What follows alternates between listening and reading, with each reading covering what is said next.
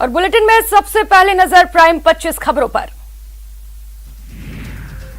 National doctors day पर PM Modi ने देश के तमाम डॉक्टर्स को संबोधित किया और उन्हें ईश्वर का दूसरा रूप बताया। पीएम ने कहा कि डॉक्टरों ने पिछले 1.5 सालों में दिन रात मेहनत करके एक मिसाल कायम की है। डॉक्टरों ने देवदूत बनकर कोरोना काल में लोगों की जान बचाई है।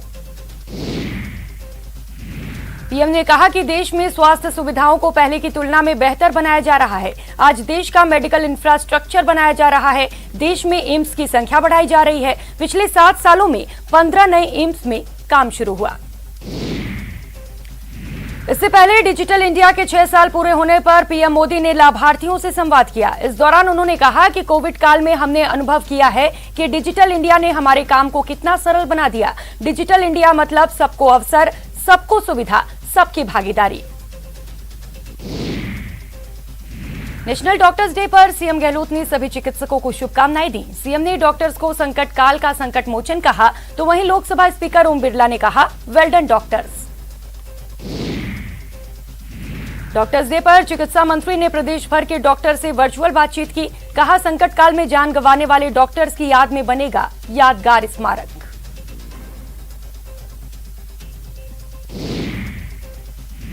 कोरोना वायरस की भारतीय वैक्सीन कोविशील्ड की कई देशों में बढ़ती जा रही है मांग।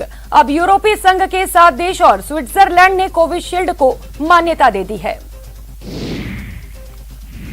कई राज्यों से टीके की कमी की शिकायत मिलने के बाद केंद्रीय स्वास्थ्य मंत्री हर्षवर्धन ने कहा कि नेता अधिक ऊर्जा योजनाएं बनाने में लगाएं, न कि दहशत फैलाने में। उन्होंने कहा कि नेताओं को महामारी के बीच राजनीति करने की बेशर्म ललक से बचना चाहिए।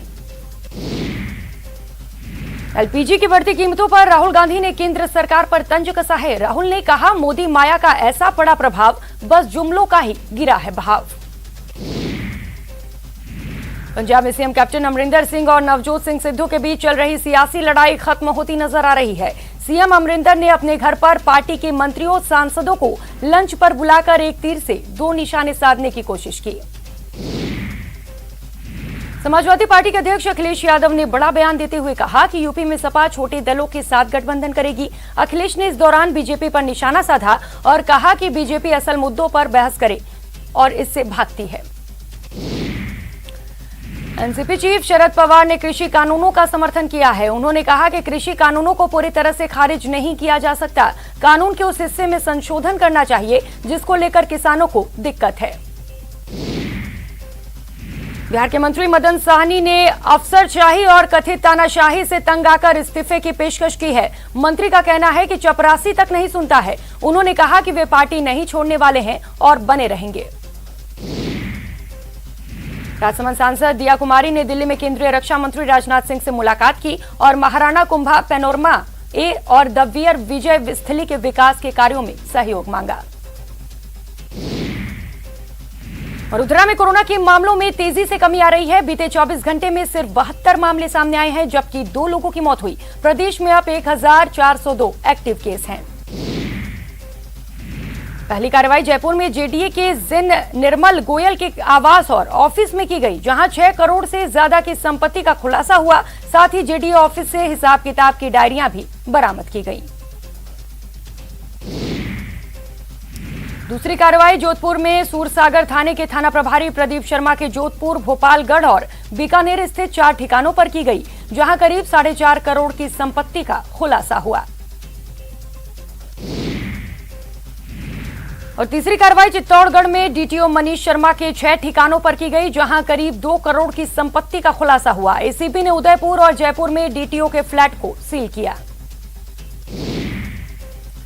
हनुमानगढ़ में भी एसीबी ने बेईमानों के खिलाफ बड़ी कार्रवाई की और 4000 की रिश्वत लेते पटवारी को रंगे हाथों गिरफ्तार किया। अलवर के मालाखेड़ा में एक 22 वर्षीय साल की महिला ने 3-4 लोगों पर गैंगरेप और वीडियो वायरल कर ब्लैकमेलिंग करने का आरोप लगाया। मामला दर्ज कर पुलिस ने जांच शुरू कर दी। टोंक के दतोप गांव के खेत में कुएं में महिला का शव मिलने से हड़कंप मच गया। महिला का शव 3-4 दिन पुराना बताया जा रहा है। जोधपुर में एक महिला के साथ कथित भोपे ने दुष्कर्म किया। पीड़िता की शिकायत पर पुलिस तुरंत हरकत में आई और कथित भोपे को गिरफ्तार कर लिया। जोधपुर में भी एक सैन्य कर्मी की पत्नी ने जहर खाकर आत्महत्या कर ली। जवान के पत्नी के परिजनों ने सैन्य कर्मी के खिलाफ दहेज और हत्या का मामला दर्ज करवाया। पानी की किल्लत को लेकर भरतपुर में महिलाओं ने हल्ला बोला। जलदाय कार्यालय में ही मटका फोड़ प्रदर्शन किया। विभाग के खिलाफ जमकर नारेबाजी की। अजमेर में रोड के निर्माण के दौरान पानी की पाइपलाइन फूट गई और करीब आधे घंटे तक पानी की बर्बादी होती रही। सूचना के बाद भी जलदाय विभाग की लापरवाही देखने को मिली। सानिया मिर्जा और उनकी अमेरिकी जोड़ीदार बेथानी माटेक ने उलटफेर करते हुए विंबलडन टेनिस टूर्नामेंट के महिला युगल के दूसरे दौर में जगह बना लिया है। सोनिया बेथानी ने डेसिरे क्राउजेज और एलेक्सा गुआरचाची की छठी वरीय जोड़ी को 7-5 और 6-3 से हराया। और अब बात नेशनल डॉक्टर्स डे